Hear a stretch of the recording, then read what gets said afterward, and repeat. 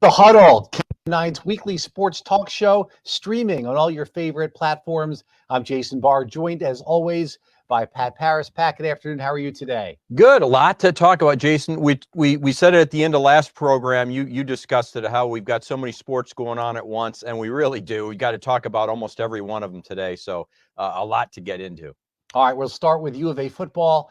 And, there's a couple ways to look at this, coming off a 49-22 loss to Oregon. And, yeah, you can sit here and you can knock the defense, or you can say, you know what, Oregon's done that to every single other team. But at the end of the day, this defense does not look good. It's not like this is the only game they've struggled in. Yes, they came up with a couple of big stops against North Dakota State to win that game. But this defense is a problem as they're now entering the teeth of the schedule. Yeah, the defense obviously is the weakness of the team right now, and you just keep waiting for them to maybe find the personnel or maybe get coached up to the point where they're going to start making some plays. But really, all they've done is stepped up in competition, and it just exposed more of the deficiencies of that defense. It's an area that'll need to be addressed during the offseason with recruiting and the transfer portal.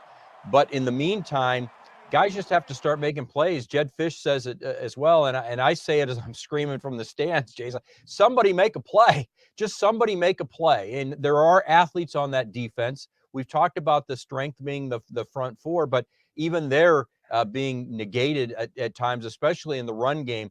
They put a hat on a hat. Sometimes they'll double team one of those front four guys, and all of a sudden there's gaping holes and there's nobody there. We've said it for, I think, 3 weeks in a row. There's nobody there to fill in those holes. So it's frustrating when it comes to the Arizona defense. You have to wonder how much better it's really going to get this year.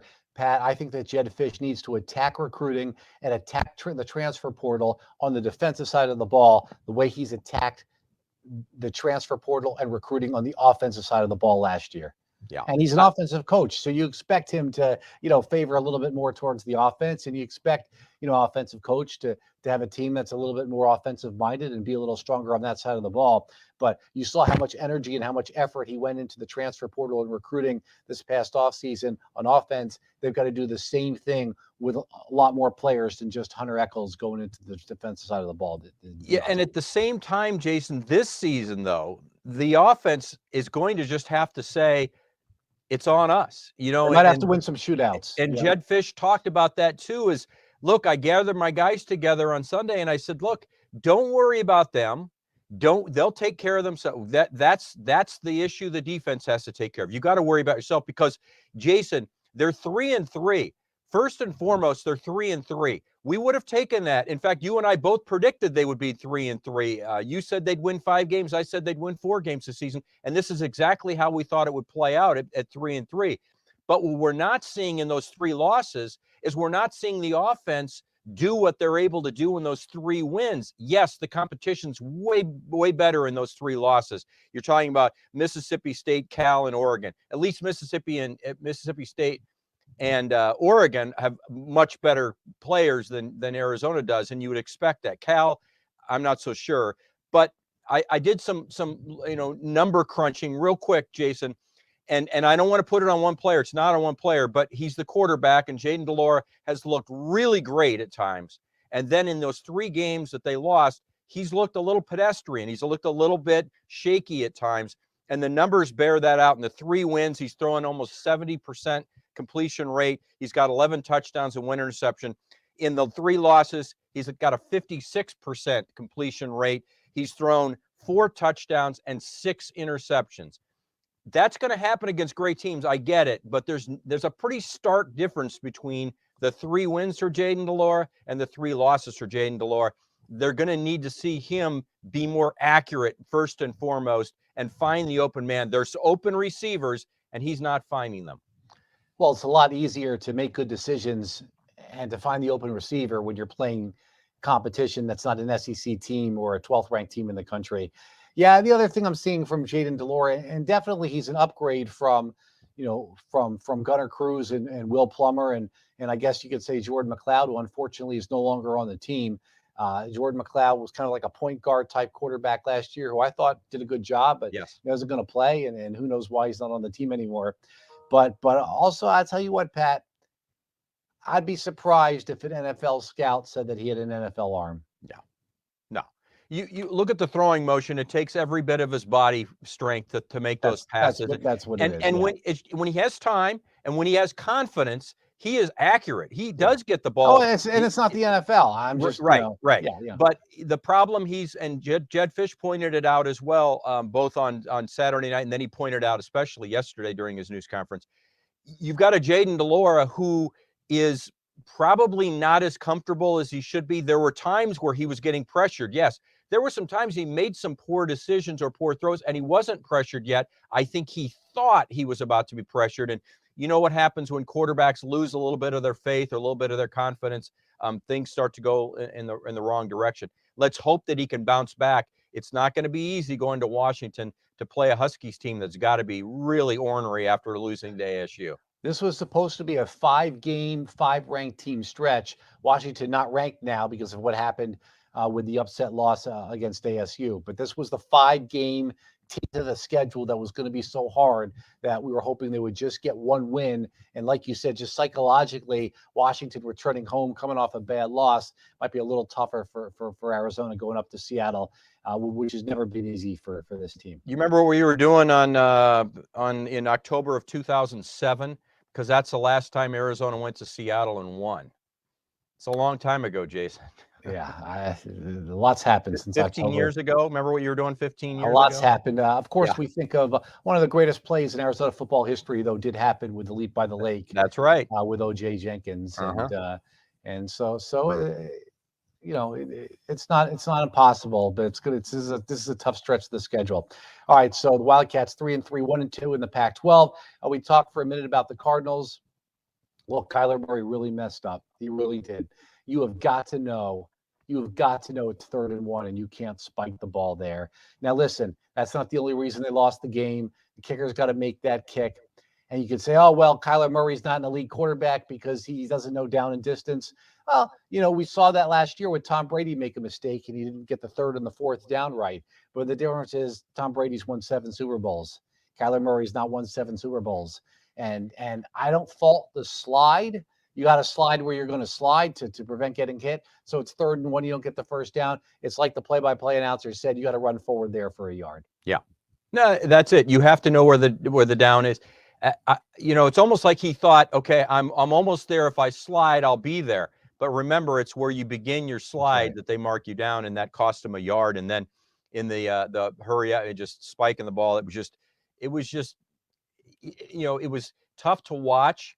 And as it played out, you just had this sense that that this game was theirs for the taking, and then they just blew it. And Kyler Murray, you know, Jason, somewhere along the line, and you and I could debate this, but somewhere along the line, the NFL started paying players instead of what they've done for them.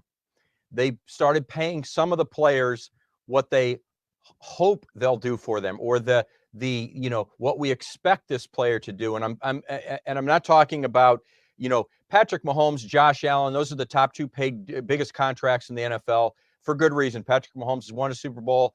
Josh Allen, an elite quarterback, one of the best, if not the best quarterback statistically right now. He is the best quarterback, you know, fantasy player wise. Russell Wilson's contract, we can debate that one all day. $242.5 million. He's number 3 on the list. But at number 4 and at number 5 on the biggest valued contracts in the NFL right now, Kyler Murray, $230.5 million. Deshaun Watson, $230 million. You know how many combined playoff wins those 2 guys have? And that's Deshaun Watson, who's 1-3. Kyler Murray is 0 for 1. I don't understand why we pay these players that much money when they have not been proven. Wait a second. Is this the same guy who a couple of months ago was like paid DeAndre Ayton a ton of money after he got outplayed by Giannis in the NBA Finals? Now all of a sudden you don't want to pay the But here's the difference. DeAndre Ayton has been to the that's just totally contradictory. DeAndre Ayton has been the center, one of the top 3 best players on a team that made the finals. Kyler Murray's one of the top 3 players on the team. Jason, there's a big difference between making a playoff run, being a potential NBA champion because of some of the work you've done to help that team, and then a Kyler Murray who's 0 for 1 in the playoffs, and a Deshaun Watson who's 1 for 3. And the other difference was DeAndre Ayton was going to get that money somewhere else. Easily going to get that money somewhere else. Kyler Murray, where do you think this Cardinals team would be without Kyler Murray right now? but look where they are with Kyler Murray. Look where they are with him, and now they're saddled with him They'd for probably years. be 0-5 without him. You see what happens with these teams with quarterbacks. But they're not going to make the playoffs. So you're going to have to decide. Here we go again with this Arizona Cardinals, with all these quarterbacks they draft every year. And this one, they manifested by giving this ridiculous contract to without him proving anything. I hope Kyler Murray proves me completely wrong. I don't see any reason to believe that he's going to, but I hope he proves me completely wrong. So now what do you do? What do you do? Listen, Pat, that kicker makes that kick. We're having a completely different conversation right now. Maybe so, but we wouldn't have done that bonehead play that he slides a yard early. But if the kicker made the kick, we wouldn't be talking about that. We'd be talking about what happened in overtime. This comes from a point where in the NFL, I think that guys are getting paid that probably don't deserve to get paid yet, that haven't even had a resume that would warrant that kind of a salary. That's where I come from. Well, speaking of quarterbacks, talk about an overreaction. So in the first, I believe, in the 2 weeks prior, I believe there were 10 roughing the passer penalties called, and then the last 2 weeks or since Tua, it was 14. So there's been an increase in the roughing the passer penalty calls. Obviously, we've got an overreaction right now from NFL officials. We saw what happened with Brady. That was obviously not roughing the passer. We saw what happened and that had an impact on the game. We saw what happened in the Chiefs-Raiders game. I think we're going to see that quelled a little bit and fixed. But right now, you just sack the quarterback normally, and it's a roughing the passer call in the NFL. Right. And it's because of what happened with Tua. Yeah, and I understand that, and the Associated Press says that the NFL will look into it.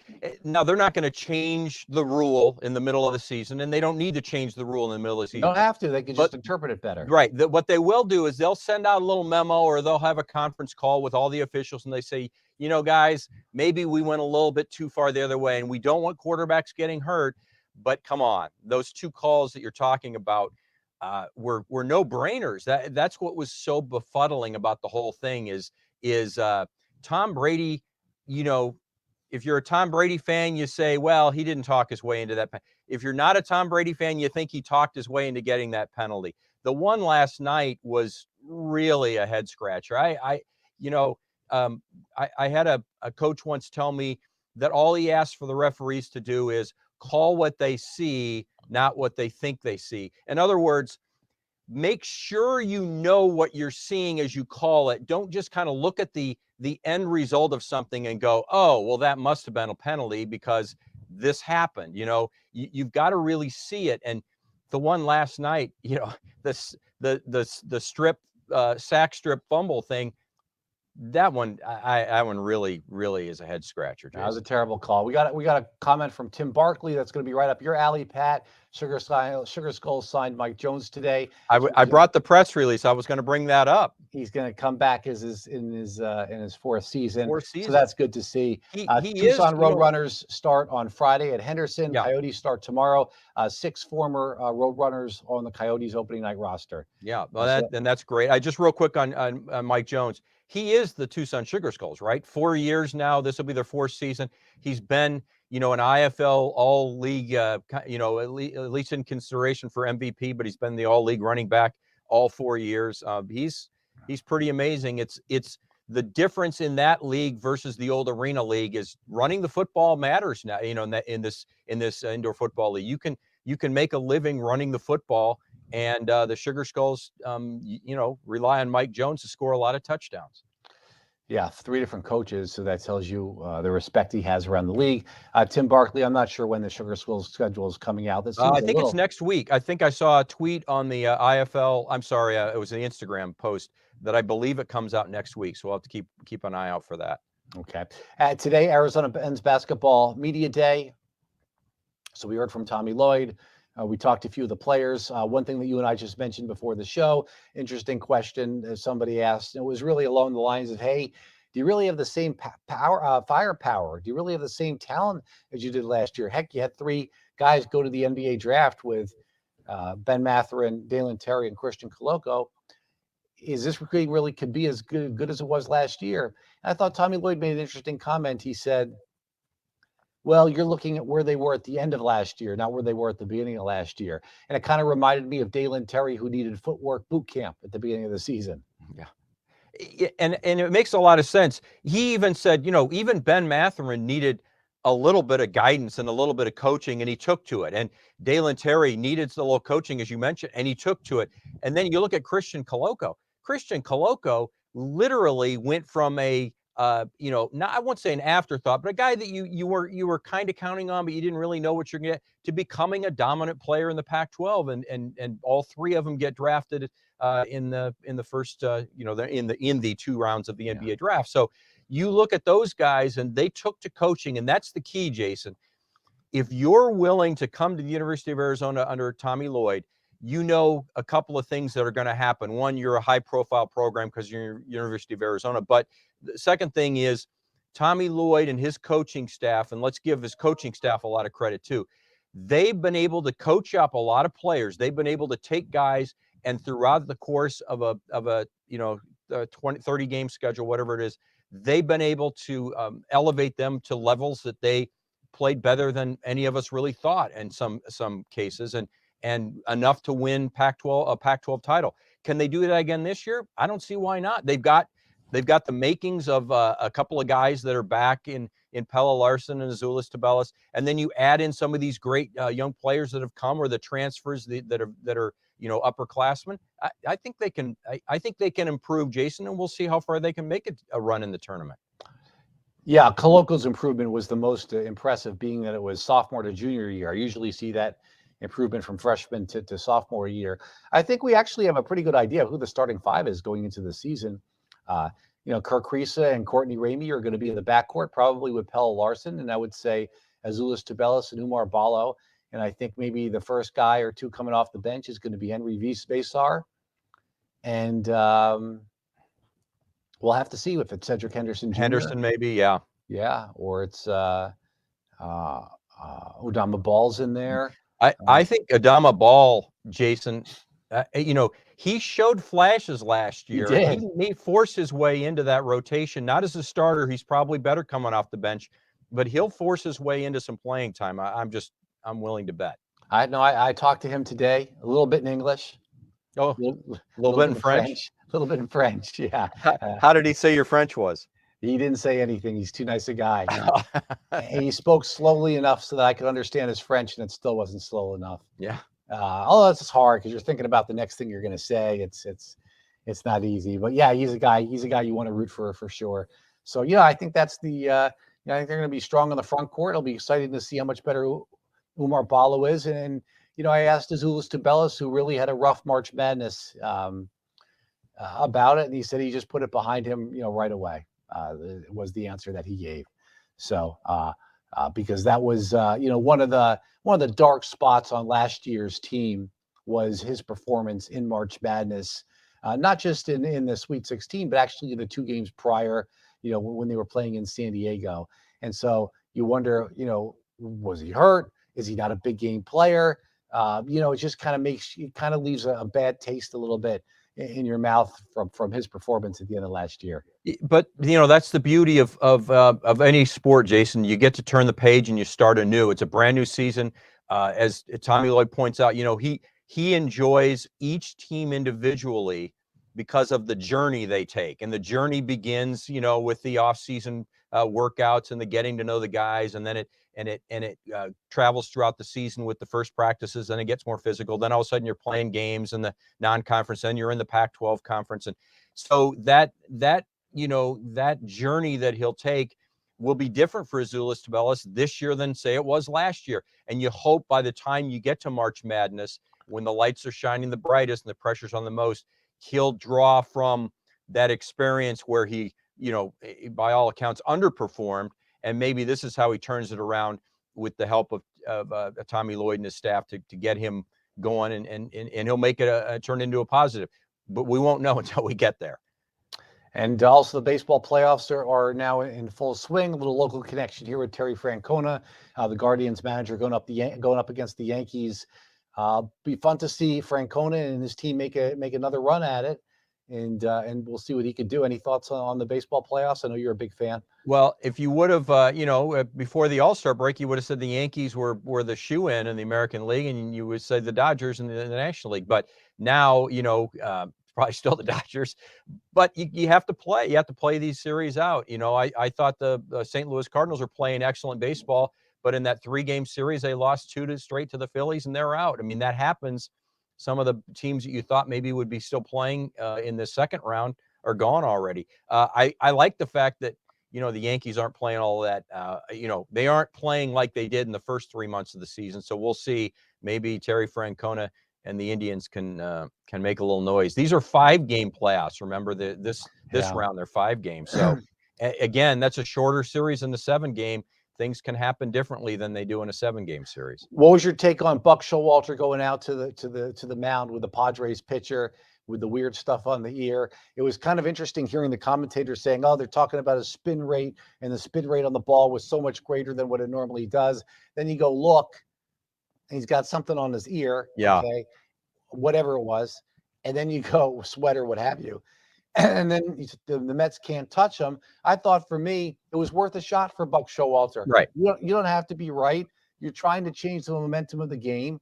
Maybe there is something there. It is odd when somebody performs that much better. I don't have any problem with Buck Showalter and what he did the other day. No, I don't either. But remember, you know, they've instituted this thing now. Every time the pitcher comes off the mound at the end of an inning, the home plate umpire goes up and checks all that. So I don't think they don't do that after every inning in the postseason.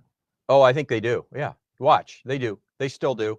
They check them. That's kind of been a new like a new policy that's been instituted. I thought they had lessened up on that. I mean, I saw it the other day. So I saw it in the St. Louis Cardinals series when they lost to the Phillies. So I'm assuming they'll continue that. My point is that doesn't mean you can't have something and then figure out a way to get rid of it. They're not checking that close. They're just looking at your hands and a little bit of your glove to see if there's anything residual effect that might be there. But yeah, you got to try anything. There's a little gamesmanship too, and you know you're trying to fight hard for your guys. All right. So on that note, anything else jumping at you here on this Tuesday? Well, you know, we did a little bit of everything there. Yeah, we got a lot of everything going on. You talked from baseball to football, and you know, when it comes to this, I want to get back real quick to the quarterback situation. I want to throw this out at you. We didn't have time to talk about it at the time, but you've got a situation where you've got some guys like in Dallas. You've got Dak Prescott coming back. What do you do there when your team is 4-0 without Dak? Clearly he's the guy, but I guess what you don't do is you don't rush Dak Prescott back because the Cowboys in that now suddenly your NFC East is a real beast now of the division. Yeah, I was surprised to see the Giants beat the Packers in London. So you got the Giants came back. They were down 20-10.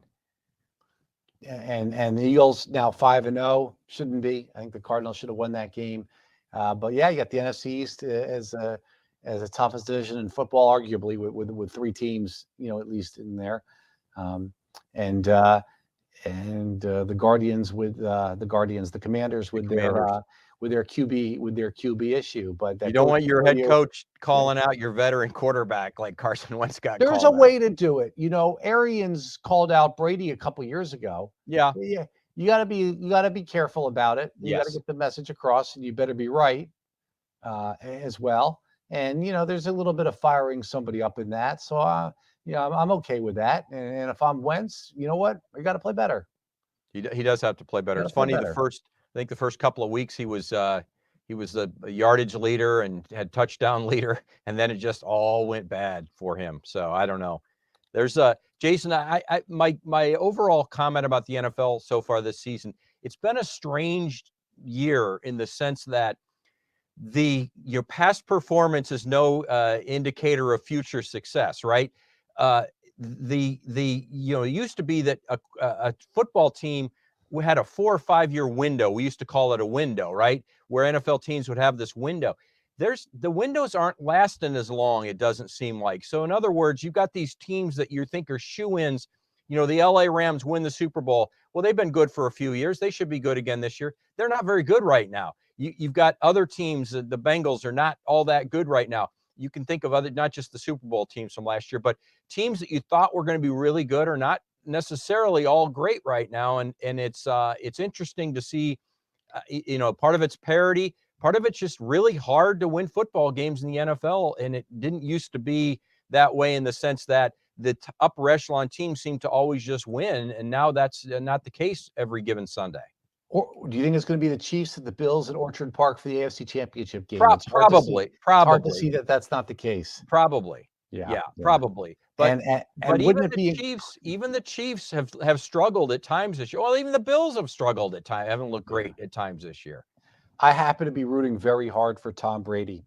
And part of the reason why is because can you imagine if he played and ended his career here in 100 miles away in Phoenix for another Super Bowl? I think that would just be one of the biggest sports stories you could ever find. I know that's anticipatory and small chance of happening down the road. Yeah. But he is here on Christmas Day too, playing the Cardinals. That's right. So that'll be a story of whether or not he can come back in a few weeks. So yeah, I mean, obviously he's got a history here with the Super Bowl. I was here for the one against the Seattle. I wasn't here for the prior ones. So I think that'd be a great story. Yeah, so I'm actually kind of rooting. It'd be a nice storyline. Rooting hard for him. Rooting hard for him. All right, Alex Steiniger, thank you so much. Alex Steiniger is a coworker of ours. So sorry I didn't. That's a little inside joke there. Not everyone can be Tom. So I'll just let everybody in real fast on the inside joke. Alex is an anchor for our Morning Blend show. And one day he attended U of A, University of Arizona, the weekly football session with the players. And it was really a good a good segment that he did. But he went up to a couple of players and he asked them kind of off the wall, a little different questions. And one of the questions was, who is the best player in the NFL and why is it Tom Brady?